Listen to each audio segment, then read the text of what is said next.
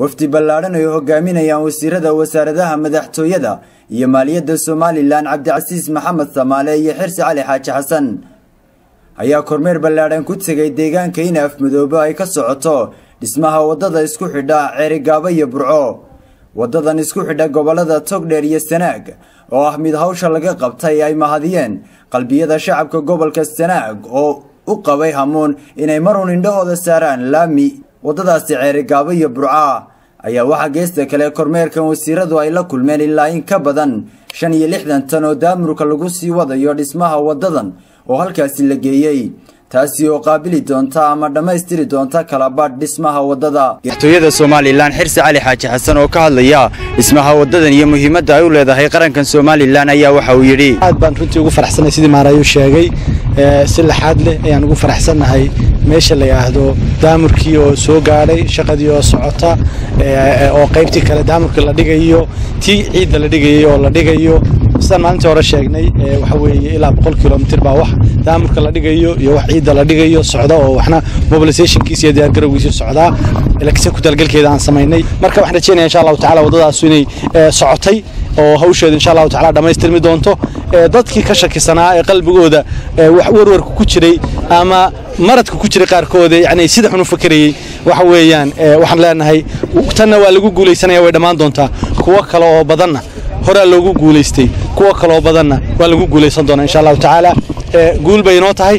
dhinaca kale wasiirka madaxtooyada Soomaaliland waxa uu si gaar ah fariin ugu diray kooxo uu sheegay inay ka xun yihiin waxqabadka dawladda. halkan waa daamurkii meesha lagu karinayay daamurkana ragna maalin oo dhan karinaya oo kala shiilaya oo waxa wada aragtay ku sameynaya rag jeebabka gacmaha kula jiraana maalin oo dhan dawladdu halka ka caaya ka dacayadeynaya wala war dadka waxa dunidu taqaanayo macruuf maqaalada caanka ee tiraahda ninka gacmaha jeebabka kula jira salaanka ma kori karo noloshu waa salaan la fananayo nin gacmaha jeebka kula jiraana nalama tartami karo salaanka nagula tartami kari maayo umada waxa loo qabto waxa loo qabanayana cidi wax ku darsanaysa isbarbar. wasiirka wasaaradda maaliyadda Soomaaliland Cabdicasiis Maxamed Samaale ayaa isaguna tilmaamay ahmiyadda iyo muhiimadda ballaaran ee qarankan ugu fadhido dhismaha wadadani. waxaanu si gaar ah u amaanaynaa runtii hay'adda wadooyinka iyo wasaaradda madaxtooyada oo hawsha iyagu lane ministerkoodii ah iyagu qabtay iyagu fuliyay iyagu hawsha wada aad iyo aad baan ugu amaanaynaa annagana farxad aad u weyn ayay noo tahay. bal muxuu sheegay qofkii iska hadli jiray qofka iska hadla ee wanaaga iyo khayrka inuu qariyo doonaya muxuu sheegay maalin hore ayaan idhi wax qabadka xukuumadda mudane Axmed Maxamed Maxamuud Silaanyo waa cadeeda aynu hoosteeda taaganahay oo qofka qariis sidahday gacanta iyo baabacada u dhiga aanu qaran karin way runtu siday tahay waa wax qabad maanta muuqda oo cid qarin karta aanay jirin. kor wasiirada waxa warbixin halkaasi waftiga ku siiyay maareeyaha hay'adda wadooyinka Soomaaliland Xasan Cali Ismaan daamurkii aan ugu talagalay in wadadaasi Ceerigaabo u daboolo waxa halka maanta gadaasheena taagan daamur gaadhaya 60 container gaadhaya 10890 furusto ayaa hadda inoo taalo inuu soo gaadhay oo u dhiganta 99 container waxa soo ku soo jira badda iyagana 129 container oo iyaguna u dhigma 414,000.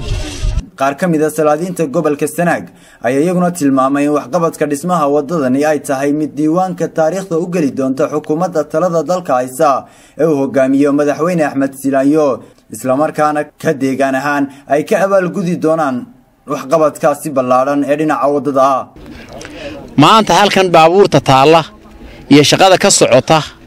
iyo nimcada Ilaahayna siiyay Ilaahay baan ugu mahadnaqaynaa waxaanu ku hambalyeynaa xukuumadda maanta talada haysa madaxweyne hay'ad wadooyin wasaarado haday tahay madaxtooyada wasiirka haday tahay wasiirka maaliyadda ayaanu maanta ugu mahadnaqaynaa. taariikhduna way qori doontaa